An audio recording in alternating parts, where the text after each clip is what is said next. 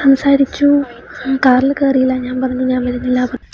Actor Ajmal അമീറിന്റെ ഒരു വിഷയം ഇപ്പൊ സോഷ്യൽ മീഡിയയിൽ കത്തി നിൽക്കുകയാണ്. കുറെ പെൺകുട്ടികൾ വന്നിട്ട് കമന്റ് ചെയ്യുന്നുണ്ടായിരുന്നു, അവർക്ക് പേഴ്സണലി ഒരുപാട് മെസ്സേജ് ചെയ്യുന്നു, അവർക്ക് മോശമായിട്ട് രീതിയിൽ സംസാരിച്ചു എന്നൊക്കെ പറഞ്ഞിട്ടായിരുന്നു ഈ ഒരു കമന്റുകളും കാര്യങ്ങളൊക്കെ വന്നിട്ടുണ്ടായിരുന്നു. അതിൽ 1-2 പെൺകുട്ടികൾ അവർക്ക് കിട്ടിയിട്ടുണ്ടെന്ന് പറയപ്പെട്ടിരുന്ന വോയിസ് റെക്കോർഡുകളൊക്കെ പുറത്തുവിട്ടിട്ടുണ്ട്. അത് പലതും കേട്ടാൽ മനസ്സിലാവും നമുക്ക് ക്രോപ്പ് ചെയ്തിട്ടുള്ള രീതിയിലാണെന്നുള്ളത്.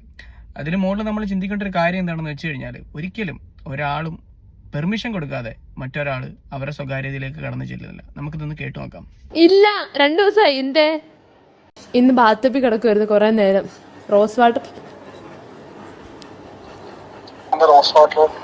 2 മണിക്കൂർ ബാത്തപ്പിൽ.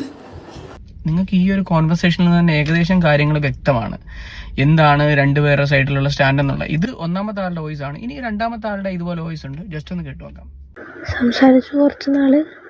അത് കഴിഞ്ഞിട്ട് ഇതേപോലെ പുള്ളി ഒരു 2 മണി 3 മണിക്കൊക്കെ വിളിക്കും. എന്നിട്ട് ഒരുമാതിരി ഒരു സെക്ഷുവൽ അവര് കുറെ സംസാരിച്ച് കഴിഞ്ഞപ്പോൾ പുള്ളി ഇതുപോലെ 2 മണിക്കും 3 മണിക്കൊക്കെ വിളിക്കുന്നുണ്ട്, ഇങ്ങനെ കുറെ മോശം രീതിയിൽ സംസാരിക്കുന്നുണ്ടെന്നൊക്കെയാണ് പറയുന്നത്. പക്ഷെ കുറെ സംസാരിച്ച് ആ ഒരു പോയിന്റാണ് നിങ്ങൾ നോട്ട് ചെയ്യേണ്ടത്.